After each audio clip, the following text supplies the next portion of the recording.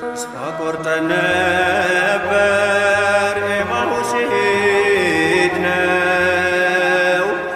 በግፍ ስለሞተ ይቤዠናል ያልነው። ስልሳውን ምዕራፍ በሐዘን ተራመድን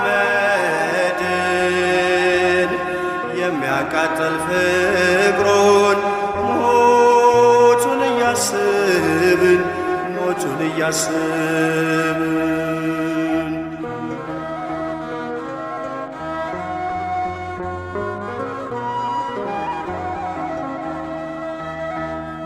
በመንገዳችን